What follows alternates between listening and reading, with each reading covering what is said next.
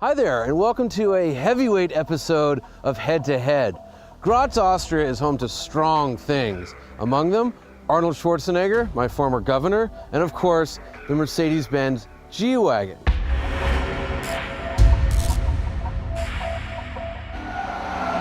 Now, since they've refreshed this vehicle a few years ago, I've been having a lot of fun with it. Justin Bell and I drove a G65, that's the V12 version, from Copenhagen up through Arjeplog, all the way to the Arctic Circle in Sweden. A little while ago, we put a G63 up against the new supercharged Range Rover in an episode of Head to Head, and the G63 won. What I've learned is that the combination of a body-on-frame, 2 solid axles, and 3 locking differentials makes this perhaps the ultimate production off-road vehicle on Earth. I don't think there's anything that can compete. Of course, I may have spoken too soon.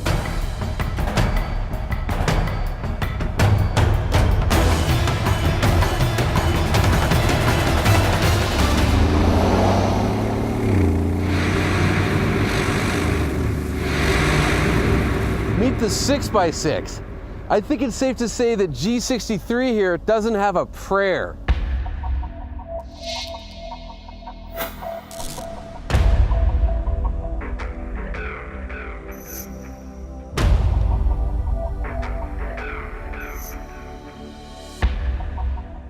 I'm driving the Mercedes-Benz G63 AMG 6x6, which from here on out will be known only as the 6x6.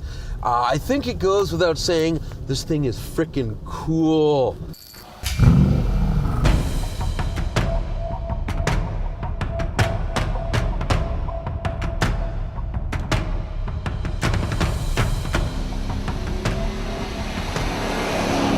First impressions. Well, if you've driven a G63, it's immediately familiar to you. Yeah, it's a little taller up, but you get in and you notice, looks big on the outside. It's a little cramped, but very comfortable on the inside. If you've driven like the AMG version, then you've noticed the Designo leather, the steering wheel's the same, the center stack's the same. I still have got my 3 buttons for the locking differentials, and it just kind of feels like, your regular G-Wagon.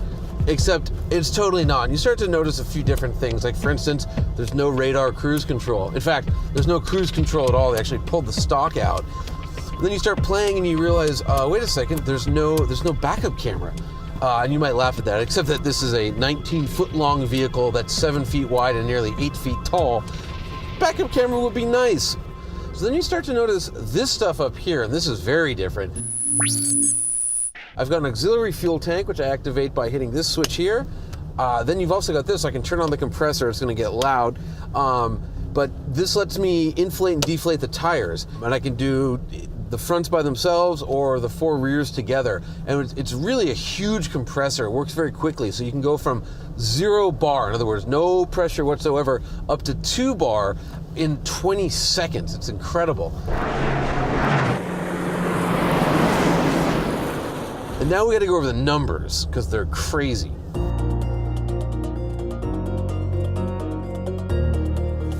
Horsepower, 544. A regular G-Wagon can drive through about 1.5 feet of water. This can drive through over 3 feet.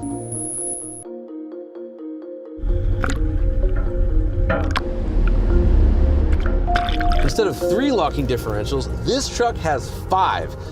This doesn't drive like a truck. It's not super lurchy. It's quick to accelerate. This thing weighs over 9,000 pounds, yet it'll hit 60 miles an hour in less than 8 seconds. And that's where the money is in the axles. Speaking of money, I should tell you that as it sits, this truck costs 455,000 euros, or $625,000 US at the current exchange rate.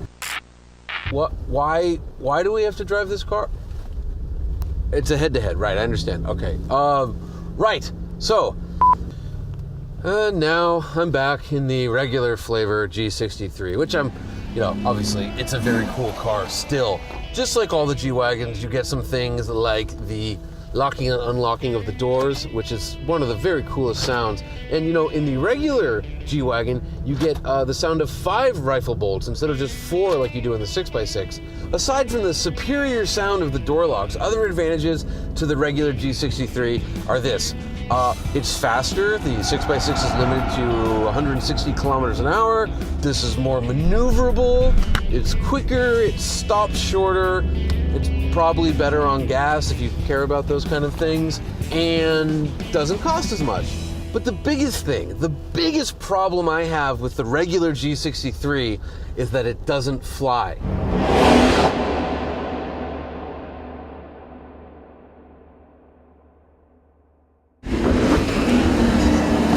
And we're here at the Magnus Stair Proving Ground, where I am steady state limit handling the AMG 6x6. The secret to smoothing out the ride on this is to go faster.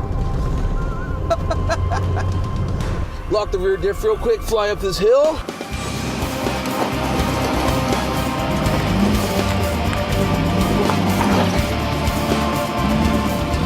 Bunch of boulders, no problem for the 6x6.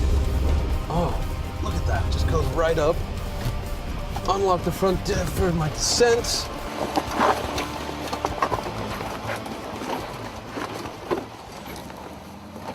It's a very easy vehicle to do incredibly extreme things with. That's my big takeaway. Push a button, 2 buttons, and you just go.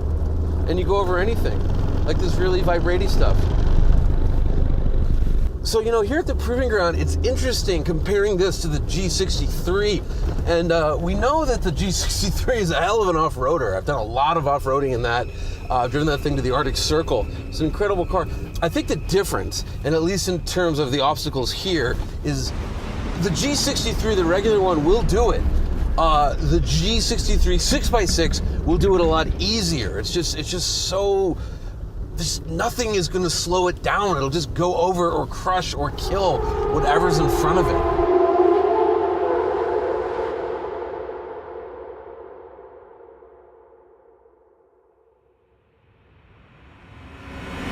So it's one thing to drive a super truck, such as a 6x6, in a controlled environment like a Proving Ground. It's another thing entirely to take it out into nature.